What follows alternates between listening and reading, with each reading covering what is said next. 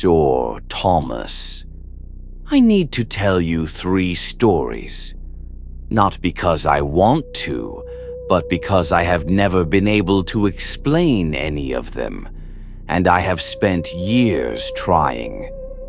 Part 1. The island off Maine. This happened last year.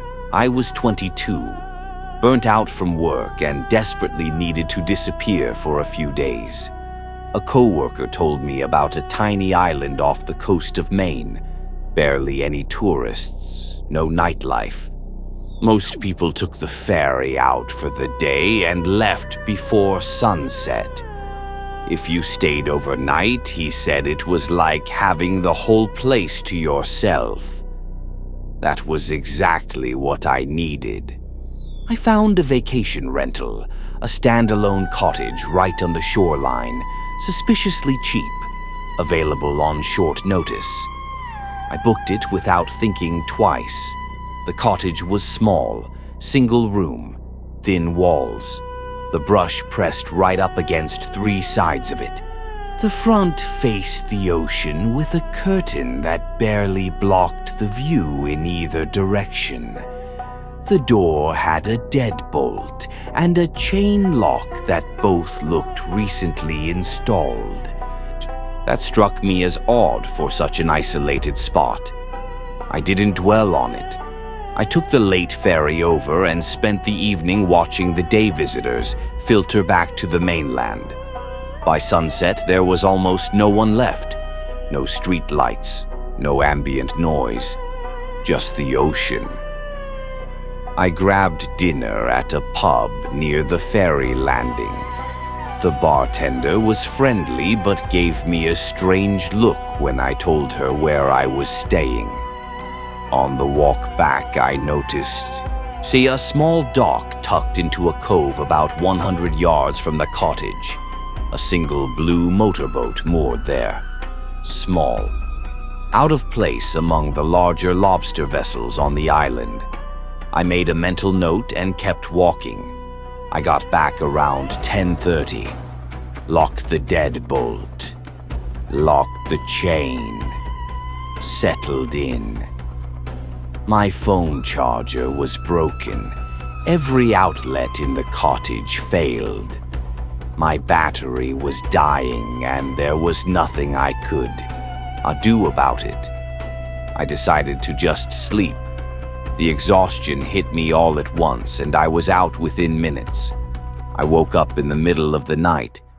I don't know what pulled me out of sleep, but once I was awake, I heard it. Footsteps on the gravel outside the cottage. Close. Right in front of the door. Slow and deliberate with a long pause between each step. Not an animal. A person. Taking their time. I shifted slightly in bed and the footsteps stopped immediately. The silence that followed was unbearable. Long enough that I started convincing myself I had imagined it. Then they came back, this time moving directly toward the door. They walked right up to the entrance and stopped.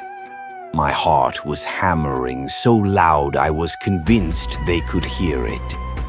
Then a flashlight beam cut through a gap under the door, sweeping slowly across the floor of the cottage. The light clicked off, and then they tried the door handle. The deadbolt held. I thought that would be enough. I was wrong. They tried again, harder this time, putting their full weight into it. Then came the banging. Several hard impacts, one after another, so loud in that tiny cottage that I physically flinched with each one. The banging activated something in me. I jumped out of bed and crouched behind the door, preparing for whatever came next. But instead of breaking through, the door went silent. And then a voice spoke from the other side. "I know you're in there, Leo." A man's voice. One I had never heard before, but he knew my name. Over the next stretch of time, 20 minutes, maybe an hour, I genuinely don't know. Whoever was outside circled the cottage, slowly, deliberately, around and around, like he was measuring it, like he was deciding something. Then the footsteps moved away toward the dock. An engine started. Small outboard motor. It pulled away from shore and faded into the open water. I did not sleep again that night. The moment it was light enough to see, I was out the seek door. The gravel told the whole story. Heavy boot prints circling the cottage multiple times. A single straight line of prints leading from the cottage to the dock, ending right at the water line. Whoever was outside that cottage didn't come from the island. They came by boat, specifically to that cottage, on that specific night. And they knew my name.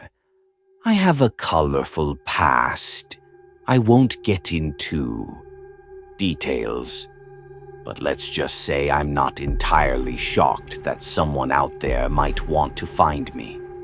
What I cannot explain is how they tracked me to a random island off the coast of Maine. How they knew which rental I booked. How they knew which night I would be there. I still work the same job, still live in the same place. Nothing has changed, and I have no reason to believe it's over. Part 2. Hashima Island. This one happened years earlier. I was finishing my graduate thesis on concrete degradation in marine environments when I was invited to Japan for an academic conference in Nagasaki. A professor named Dr. Yamamoto arranged something extraordinary, a research permit for Hashima Island. If you don't know Hashima, you have probably seen pictures without realizing it. A tiny island off Nagasaki that looks like a battleship. Crumbling concrete apartment blocks. An abandoned coal mining operation that was once one of the most densely populated places on Earth. Abandoned in the 1970s when the coal ran out. UNESCO World Heritage Site now. The actual buildings expressly forbidden to civilians. I had access beyond that. My escort was a man named Tishi. Quiet, impatient, clearly wanted the day to be over before it started. The first 2 hours were extraordinary. I was completely absorbed. Then, on the 4th floor of one of the residential blocks, I noticed something wrong. The dust patterns. There was dust everywhere, decades of it. But there was a path through it, say like someone had been walking the same route regularly. Not recently, but often enough that the dust had never fully settled. The path led to a room at the end of the corridor. I pushed the door open. 2 things hit me immediately. First, a smell I had never encountered before and have never encountered since. Not natural, not human. Something completely outside my frame of reference. Second, the wall was warm. Noticeably warmer than any other surface on the island, in a building with no heating, with no gaps in the ceiling to allow direct sunlight. I went back down and told Tishi. His reaction was immediate and deeply strange. He didn't ask questions, didn't want to see it, didn't seem concerned. Just told me flatly that what I was describing was impossible, that no humans or animals lived on Hashima. He refused to follow me back to the room. We continued the tour, and I started paying much closer attention. Weird markings, signs that something had been moving through these buildings. Undeniable once you knew what to look for. When I pointed these out to Tishi, he didn't respond. He just pulled out his radio and spoke rapid Japanese into it. When I asked what he said, he told me he was checking the schedule. I didn't believe him. 5 floors up in a corner room, I found it. A pile of blankets against the wall, several empty water bottles beside them. Definitive evidence of human habitation. I turned to show Tishi. He was gone. And that's when the reality of my situation unlocked in my brain. Someone was living on that island, and I was alone on the 5th floor. I ran for the stairwell. It was blocked. A pile of rubble across the landing. Whether it had collapsed naturally or been placed there deliberately, I didn't have time to decide. I turned and ran in the other direction.